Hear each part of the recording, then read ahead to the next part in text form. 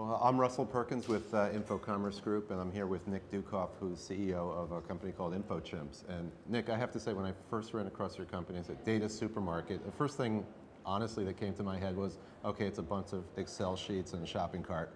But you have a much more ambitious vision than that, and you're really going to be pushing into some, really, I think, pushing the boundaries of the industry, and you really, truly want to collect all the data out there on the internet. Yes, that is our goal. We want to be a superset of all open and commercial data on the internet. Our mission is to democratize access to structured information. And that's both commercial sources and public domain sources. That's right. We extract data from the open web, both static web pages and APIs, and then as many commercial sources as we can strike business relationships with. Are you pulling it in just as fast as you can, or do you prioritize what you're looking for? We do prioritize what we're scraping. People, places, and things are the three key axes that we're really looking to hang data off of. And you do some normalization, but it sounded like that's more of a selective process. How do you know what needs to be cleaned up? And Sure, only when there's significant customer demand for something, and then we're seeing that people are asking for that data to be improved. Okay. Unlike some of our other competitors, we kind of take the data into our platform as it exists natively in the wild, and then we push it out in that same format. Except when we see that there's very high demand for that data, or we're seeing that if we were able to add value to that data set, we could yield a higher price. Ultimately, we hope that a market will develop around our platform where other people will take and add value to the data and then republish it on the site at a higher price, and then they would yield the delta between it gets kind of interesting. The increase in the price. And it's endlessly kind of self-reinforcing too, right. Isn't it? One of the other interesting things about this, again, the scale of what you're doing is so massive, I'm almost hesitant to ask, but how do you feel about sort of longitudinal data? I mean, do you see holding on to the history of data too as well? Absolutely. There's data storage is so cheap. We are hosted by Amazon Web Services.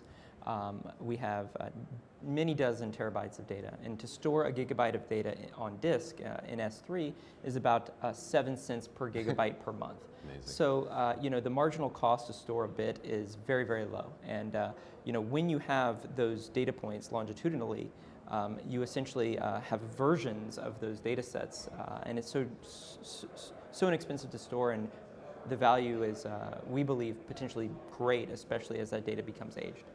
And is it true that no data set too small, or is there really a practical point where So, we'd like to say that no data set is too small. There's one data set to date that we've turned down, and only one, and that's the SETI data set, the extraterrestrial data set. It's something like, a couple terabytes for the file, and soon. Okay. It'll be online soon. Interesting. Now, one of the things you talked about, and where the excitement is being able to say, I got this database here, I got this database here. I could get my answer by putting those two together. Right. How does a typical user know that you've even got common keys across those two files? Where's the match point that they're going to need to assemble data? So we loosely connect the data sets on the back end, and we can expose that through the search. So when you're searching for a keyword on Infochimps, we can show you the databases that can hang off of that keyword. And then in some cases, as I mentioned in my presentation, we're trying to market specific solutions so that when you come to the site and you have a particular question, if you fall into a particular category of folks who have that typical question, hopefully you can find a recipe of how to answer that question using our data online. Interesting. And when you actually put two files together, you've merged them, can you download them as a merged file, or are you going to pull down the two data sets individually? We try to make it available in both formats, and that's something I forgot to say in my presentation. The analogy I often like to make is, we're essentially like the Netflix of data.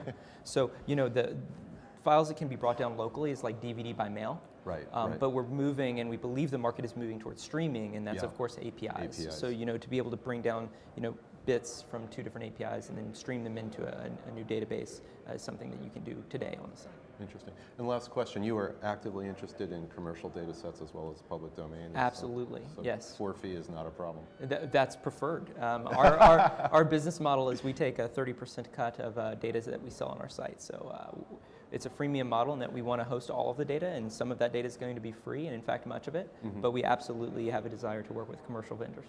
That's great, great. Thanks very much, Nick. Thank you so much, Russell. Appreciate it.